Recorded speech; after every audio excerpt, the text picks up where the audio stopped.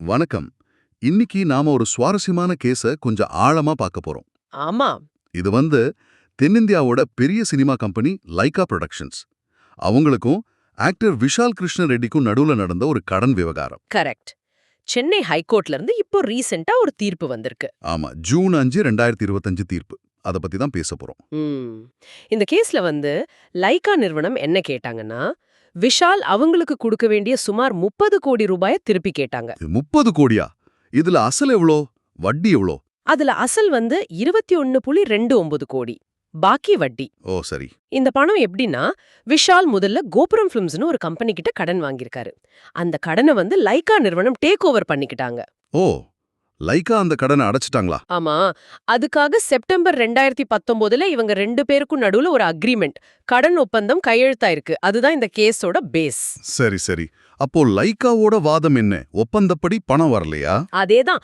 அந்த 2019 அக்ரிமெண்ட் படி 2020 டிசம்பர் 31க்குள்ள விஷால் பணத்தை திருப்பி கொடுத்திருக்கணும். ஆனா குடுக்கல. ஆமா, குடுக்கலங்கிறது தான் லைகாவோட மெயின் கம்ப்ளைண்ட். அவங்க என்ன சொல்றாங்கன்னா, கோவிட் டைம்ல அவங்களோட ஃபினான்ஸ் ரொம்ப அடி வாங்கிடுச்சு. புரிஞ்சுக்க முடியுது. அப்போ விஷால் இந்த பணத்தையும் கொடுக்காததுனால இன்னும் கஷ்டமாயிடுச்சுன்னு சொன்னாங்க. ரிமைண்டர் லெட்டர்லாம் அனுப்பியிருக்காங்க. அதுக்கு பதில் இல்ல. சில லெட்டர்லாம் வீட்ல ஆள் இல்லைன்னு திரும்பி வந்திருக்கு. அதுக்கான ஆதாரத்தையும் கோர்ட்ல சப்மிட் பண்ணிருக்காங்க. ஓ, அப்போ விஷால் தரப்புல என்ன சொன்னாங்க? அவங்க ஸ்டாண்ட் என்ன? அங்கதான் கொஞ்சம் ட்விஸ்ட். விஷாலோட வாதம் ஸ்டேஜ் பை ஸ்டேஜ் மாறிட்டே வந்துச்சு. அப்படியா? முதல்ல என்ன சொன்னாங்க? ஆரம்பத்துல கோபுரம் பிலிம்ஸ் கிட்ட அவ்ளோ பெரிய தொகை, அதாவது அந்த 21.29 கோடி கடனாவே வாங்கலன்னு சொன்னாரு. அட, அப்புறம் ஒரு 12 கோடி கடன் இருந்துச்சு, அத லைக்கா ஏத்துக்கிட்டாங்கன்னு சொன்னாரு. அதுக்கப்புறம் அந்த 2019 அக்ரிமெண்ட்ல, அதாவது XP4, அதுல லைக்கா மேல இருந்த நம்பிக்கையில முழுசா படிக்காம கையெழுத்து போட்டுட்டேன்னு ஒரு வாதம். என்னது, படிக்காம கையெழுத்து போட்டேன்னு கோர்ட்ல சொல்ல முடியுமா? அது செல்லுமா? அது ஒரு முக்கியமான கேள்வி. அதோட அந்த 30% வட்டி, அது ரொம்ப அதிகம். ஆமா, 30%னா ரொம்ப ஜாஸ்தி மாதிரி தெரியுதே. ஆமா, அது கந்து வட்டி மாதிரி இருக்குன்னு சொன்னாங்க. அப்புறம் கோவிட் வந்துருச்சு இல்லையா? ஆமா. அதனால ஃபோர்ஸ் மெஜார்னு சொல்லுவாங்க. அதாவது நம்ம கண்ட்ரோல்ல இல்லாத பெரிய சம்பவங்கள் நடந்தா ஒப்பந்தத்துல இருந்து விலக்கு கேட்கலாம். அந்த அடிப்படையில பணம் கட்டுறதுல இருந்து விலக்கு கேட்டாங்க. ஆனா நீங்க முதல்ல சொன்னீங்களே வாதம் மாறுச்சுன்னு, அது எப்படி? ஆமா, அதுதான் இந்த கேஸ்ல ஒரு இன்ட்ரெஸ்டிங் பாயிண்ட்.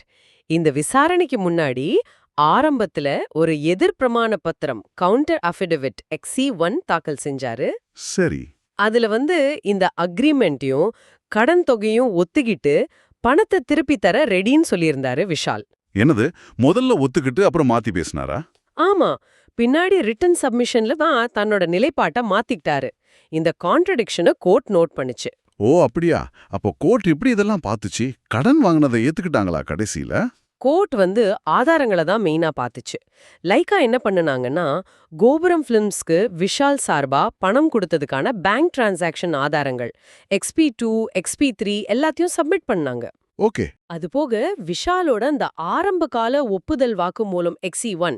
அப்புறம் இன்னொரு விஷயம், கோபுரம் பிலிம்ஸ் விஷால் மேல என்ன கேஸும் போடல, பணம் கேட்டு நிக்கல. ஆமா, அதுவும் முக்கியம் தானே. கரெக்ட். இதையெல்லாம் வச்சு பார்க்கும்போது லைகா பணம் கொடுத்தத, அதாவது விஷாலோட கடனை அடைச்சத கோர்ட் ஏத்துக்கிட்டது. சரி, அந்த 30% வட்டி பத்தி என்ன முடிவு? அது கந்து வட்டி இல்லையா? அது கோர்ட் என்ன சொல்லுச்சுன்னா, 30% பார்க்க அதிகமா தெரியலாம். ஆனா இது பெரிய பிசினஸ் லோன், கோடிக்கணக்குல பொருளுது. குறிப்பா சினிமா ஃபீல்ட்ல ரிஸ்க் அதிகம்.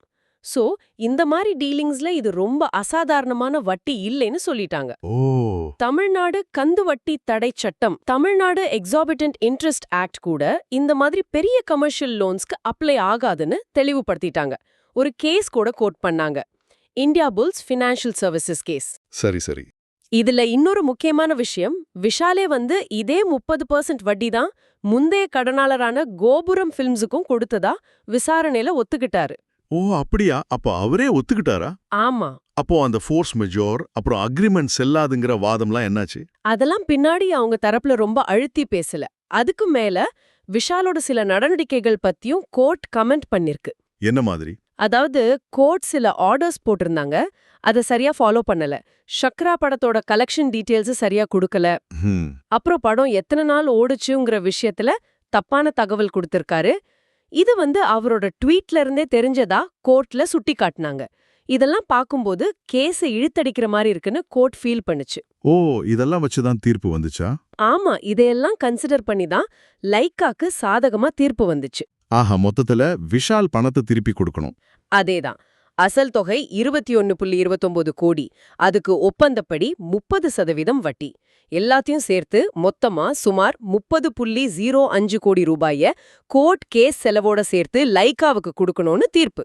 ஆஹா, மொத்தம் ஒரு பெரிய தொகை.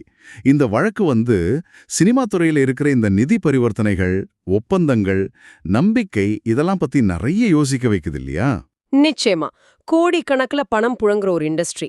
இதுல அக்ரிமெண்ட்ஸ் எவ்வளவு முக்கியம், கொடுத்த வாக்க காப்பாத்துறது எவ்வளவு முக்கியம்னு காட்டுது. ஆமா. குறிப்பா கோவிட் மாதிரி நம்ம எதிர்பார்க்காத விஷயங்கள் நடக்கும்போது சட்டமும் ஒப்பந்த விதிகளும் எப்படி வேலை செய்யுதுங்கிறதுக்கும் இது ஒரு நல்ல உதாரணம். கரெக்ட். முதல்ல ஒன்னு ஒத்துக்கிட்டு அப்புறம் சூழ்நிலை மாறும்போது மாத்தி பேசினா அது செல்லாதுங்கிறத கோர்ட் தெளிவா சொல்லியிருக்கு. ஆமா, எவ்வளவு பெரிய ஆளா இருந்தாலும் சட்டத்தோட அடிப்படைகள் ஒண்ணுதான்.